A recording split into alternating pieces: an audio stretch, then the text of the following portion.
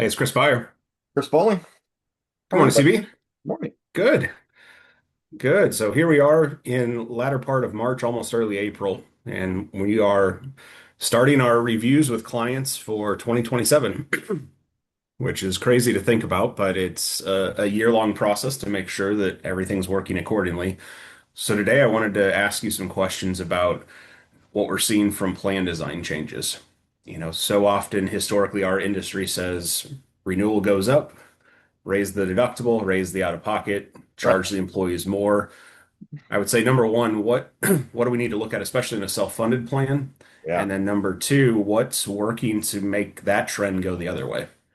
It's crazy how in a self-funded plan, deductible, co-insurance, max out of pocket doesn't change the budget much, Yes. It changes it maybe 1%, And again, Yeah. assuming you're going to make some radical changes. I will say the majority of our clients that have ER copays below $250 are increasing those Yes. just to try to make people more aware.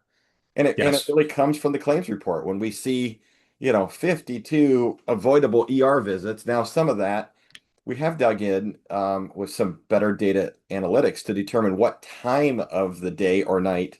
Yes.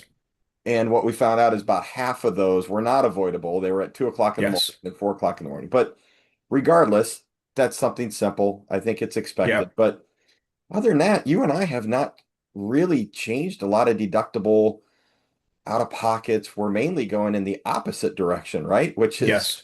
hey, if we do this and your employee makes a better consumer decision to go in that direction, how about we reduce their deductible? We reduce their out of Yes. pocket. So, Yeah. you know, expand on that as to where you see Yeah. all this headed. Well, I see a lot of employers saying, just that we can't continue to raise deductibles. And this comes from the fully insured world that you do Right, get some rate relief by raising deductibles. But yes, here's your traditional deductible co-insurance if you want to go wherever you want with a national network. But if you make the right choice for your surgery, for your physical therapy, and you go to this direct contract, we're waiving your cost share in a lot of situations. So we've got a couple of clients that are almost to that point of you can have no cost health care if you make the right choice, but you're still free to go where you want. right. But making the right choice will give you no expense out of pocket. And it's really changing claims experience because we're dropping the cost of that care 30, 40, 50% sometimes. But it's reversing that trend of let's just raise deductibles because employers' budgets are going up, and that just makes it impossible for employees to seek care. The one thing I have noticed though is a lot of our self-funded employers are finally asking for high deductible health plans. Yeah, Like we want to add an HSA plan this year, and that was something that often that's employers that have had a copay plan forever, and they're hiring employees that are coming in asking for the HSA. They're smart enough to understand there's some tax advantages, or they've come from an employer that's had an HSA and they want to know how they continue contributing. I'd say the biggest thing that we've recognized from employers, especially as we're taking them on as new clients, how did you decide to price that high deductible health plan? And so often it's they look just at the top line and they right, say, if we can get people to move there, maybe the claims are less. What we've seen a lot of employers forget about is you're also, if you're making that move, your payroll deduction contributions from your employees go down significantly. right, And so, yes, you may save on the top line, but what did you give up in payroll? And I think that's part of the full analysis. We found in a couple of situations, the HSA actually cost the employer more right. because they lost that payroll contribution. And I think it's just looking at all of those aspects when you have an idea, you have to use the data to validate it. Um, I think the other thing you've talked about this for years, even before some of the analytics that we have, is your plan standing on its own when you have Right. multiple plans. Crazy how many times we'll dissect those claims by plan and we're like, wait a minute, that plan's paying for this plan. Yes. Yeah. Especially on some of our larger clients where we have multiple unions and then you have union Hmm. contracts and it's Yes. it's helping that employer understand when you go into your union contracts, share these claims Yes. because this is what's going to help you. And sometimes it doesn't, but at least you've got the data.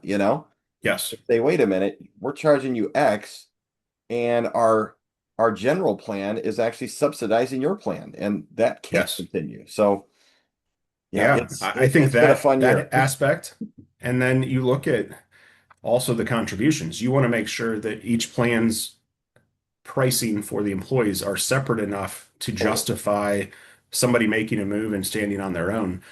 And what's happened, I think, with copay plans with higher deductibles and out of pocket, and HSA plans, sometimes with 100% coinsurance, that HSA plan is richer Right. than the copay plan Right. actuarially, but yet you're charging significantly less. So those Yeah. things have to be in balance.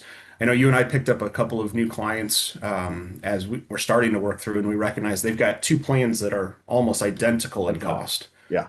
but one is collecting much less payroll deductions. So you Yeah. have to separate that out and really look at it. So I think as we go into this year's planning, certainly making sure that the current plans are doing what they should, and for those employers that are evaluating adding plans, you've got to understand the full picture, Yeah. especially as the CFO or the financial team, before you decide this is going to be our cost share.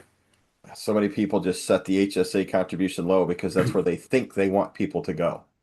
Yes.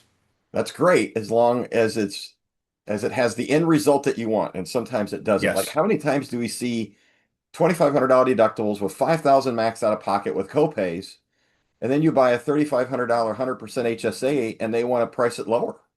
It's like that Yeah. plan's actually And more it's, rich. So, yeah. so Yeah.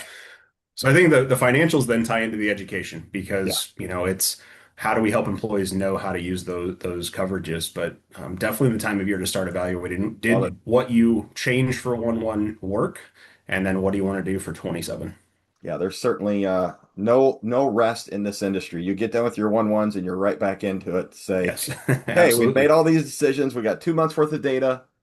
Are we seeing the Now results what? that we hoped? Absolutely. Awesome. Good topic, CB. Thanks for Good to sharing. see you. All right, we'll see you. Bye bye. Yeah, bye-bye.